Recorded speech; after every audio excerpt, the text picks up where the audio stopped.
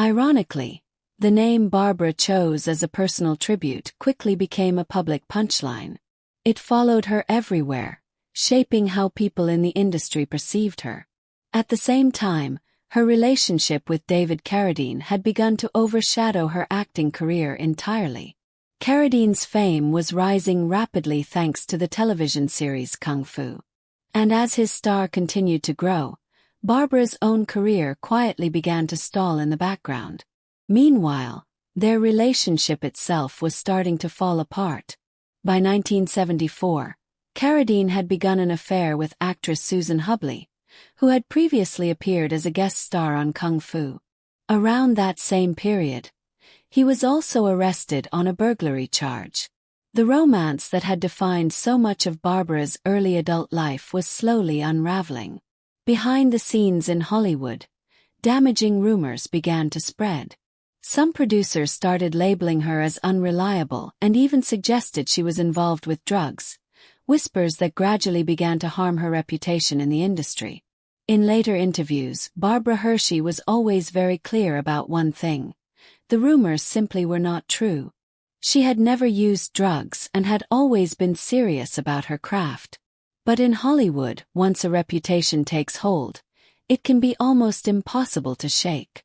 Whether there was any truth to it or not, by the mid-1970s her relationship with David Carradine had come to an end. Around that same time, Barbara quietly let go of the name Seagull.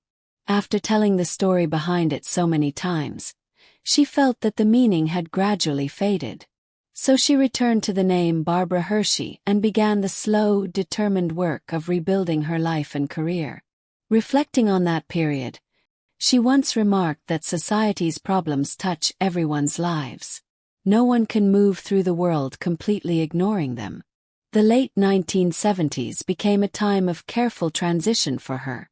Rather than chasing immediate breakthroughs, Barbara chose a more patient path. She took on television roles to remain visible to audiences. In 1979, she appeared in the miniseries A Man Called Intrepid and From Here to Eternity. At the same time, she slowly began distancing herself from the public image the press had built around her, an image that had followed her for years but never truly reflected who she was. From this quiet period of rebuilding, Barbara Hershey's comeback slowly began to take shape. In 1979, a blunt newspaper article from the night news service captured how many people in the industry viewed Barbara Hershey's career at the time. The piece essentially suggested that she had completely blown her chances in Hollywood, that her career seemed to have run its course. But Barbara refused to accept that conclusion. She was determined to prove it wrong. That same year, speaking to People magazine, she reflected candidly, "I just did a lot of growing up in public. I'm older now and I've changed." Looking back on the 1960s, Barbara admitted she felt some regret. During that era, she had often been known more as a personality than as a serious actress. More a symbol of the cultural moment than a performer recognized for real depth. Personal headlines and the rebellious spirit of the time had sometimes overshadowed her work on screen. But now she was determined to change that perception, and she had both the patience and the focus to rebuild her reputation. The real turning point came in 1980, when director Richard Rush cast her in The Stunt Man, a sharp and witty black comedy starring Peter O'Toole. In the film, Barbara played a movie actress whose emotions and motivations are difficult to read, creating a character filled with complexity and subtlety. It was a layered performance that revealed a depth her earlier roles had only hinted at. Rush had seen something in her that Hollywood had largely overlooked during the years when her career had drifted off course. A critic from Variety even noted the striking combination in her performance. Her sensual presence blended with a new sense of maturity. Her role in The Stunt Man marked a clear turning point in Barbara Hershey's image. For the first time, she was seen as a mature, sophisticated actress with real depth, something Hollywood had largely overlooked for years. This time the industry truly took notice. From that point on, Barbara moved forward steadily, choosing some of the most interesting and challenging film projects of the 1980s. In 1982, she took on the lead role in The Entity, a haunting psychological horror film. In it, Barbara played a woman tormented by a violent, invisible force. The role demanded an intense level of emotional vulnerability, so raw that it was often uncomfortable for audiences to watch. But that discomfort was exactly what the film aimed to convey, and Barbara fully committed herself to the demanding performance. Soon after, in 1983, she appeared in The Right Stuff, the acclaimed drama about America's first astronauts. Even among a powerful ensemble cast filled with strong male performances, Barbara managed to hold her own and leave a lasting impression. The following year, in 1984, she appeared in The Natural alongside Robert Redford, portraying a mysterious and ultimately tragic woman whose hidden past casts a shadow over the film's hero. Then, in 1986, Barbara Hershey further solidified her place in Hollywood by appearing in two memorable films in the same year. She starred in Hoosiers with Gene Hackman, a basketball drama that would go on to become one of the defining American sports films of its era. That same year, she also appeared in Hannah and Her Sisters, directed by Woody Allen. This film, in particular, became an important milestone in her career. Barbara played Lee, a young woman navigating a complicated romantic life in New York, and her nuanced performance earned her a BAFTA nomination for Best Supporting Actress. Woody Allen often spoke about Barbara Hershey with genuine admiration. He once remarked that there was a special quality about her that very few actresses possessed. In truth, that quality had always been part of her screen presence from the beginning of her career. Only later did it begin to emerge with a new level of elegance and restraint. Reflecting on the old incident with a bird years later, Barbara spoke about it with disarming honesty. She explained that it had been a low-budget film, everyone was under enormous pressure, and in the end the pressure led to a tragic mistake, the death of a bird. But if there was one period that truly restored Barbara Hershey's reputation and firmly established her as one of the finest screen actresses of her generation, it was the years between 1987 and 1990. During that stretch, her work reached a new level of recognition. In 1987, she starred in Shy People, directed by Andrei Konchalovsky. The film itself was unusual and deeply atmospheric, set in the remote Louisiana bayou. Barbara delivered one of the most haunting performances of her career, portraying a fierce and isolated matriarch. There was something almost primal about the character, a wild intensity and a powerful instinct to protect her family at all costs. The performance captivated critics, and at the 1987 Cannes Film Festival, Barbara Hershey was awarded the Best Actress prize, marking a triumphant moment in her long and determined journey back to the top. Barbara Hershey's success at the Cannes Film Festival did not stop there. The following year, in 1988, she astonished the film world once again by winning the Best Actress prize at Cannes for a second time, this time for the film A World Apart. In the movie, Barbara played Diana Roth, a white activist living in apartheid-era South Africa. Her character is deeply committed to the anti-apartheid movement, but that dedication comes at a painful personal cost to her family. Winning the Best Actress award at Cannes 2 years in a row was an extraordinary achievement. No other actress had done it before. 2 consecutive years, 2 completely different films, and 2 entirely different worlds brought to life on screen.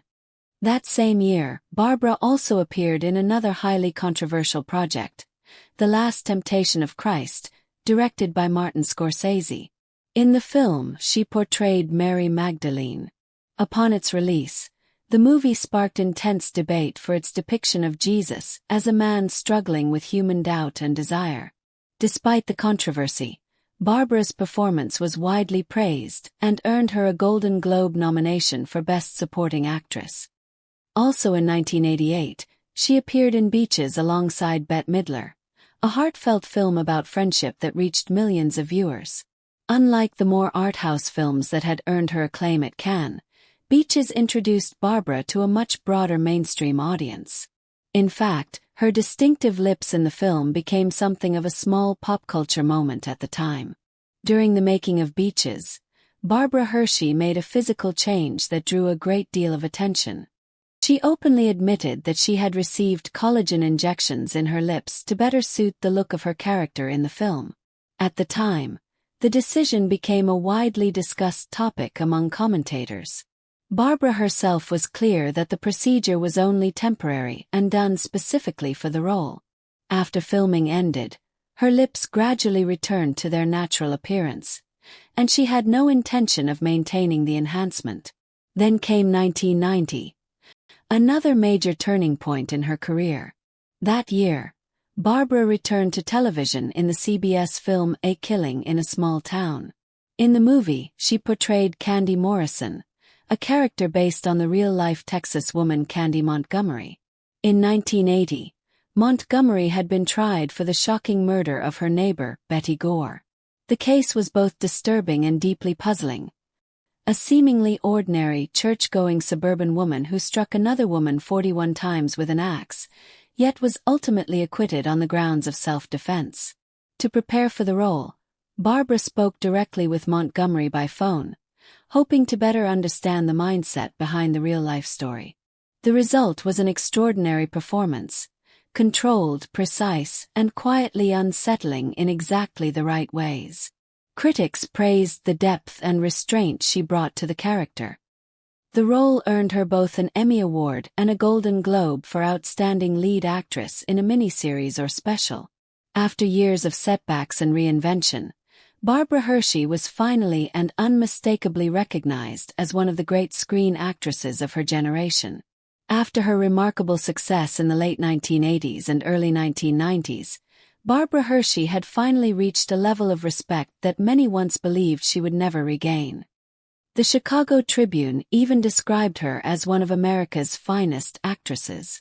It was a powerful acknowledgement, especially considering the years when some producers would not even return her phone calls. The journey back to that level of recognition had been long and difficult. As the 1990s progressed, Barbara continued to work steadily, but her approach to choosing roles began to change. Rather than chasing large commercial projects, she became increasingly selective, often choosing characters that were more unconventional or emotionally complex. In 1991, she starred in Paris Trout for Showtime, playing a woman trapped in a violent and oppressive marriage opposite Dennis Hopper. The film was based on Pete Dexter's National Book Award-winning novel, and Barbara's performance earned her yet another Emmy nomination. In the years that followed, she appeared in several notable projects. In 1992, she starred alongside Joe Pesci in the tabloid-style noir film The Public Eye. The next year, in 1993, she appeared with Michael Douglas in the thriller Falling Down, and also took on a major role in the television miniseries Return to Lonesome Dove opposite Jon Voight. However, one of the performances many critics consider her finest supporting roles came in 1996, when she appeared in The Portrait of a Lady, directed by Jane Campion and based on the classic novel by Henry James. The role once again demonstrated the depth, subtlety, and emotional intelligence that had come to define Barbara Hershey's acting career. In The Portrait of a Lady, Barbara Hershey portrayed Madame Serena Merle, a sophisticated, elegant woman whose true nature is revealed only slowly and carefully over the course of the story. The power of the performance came not from dramatic outbursts, but from restraint. Much of the character's complexity lived in what was left unsaid, in subtle expressions and quiet moments that hinted at deeper motives. Critics praised the performance for its precision and control.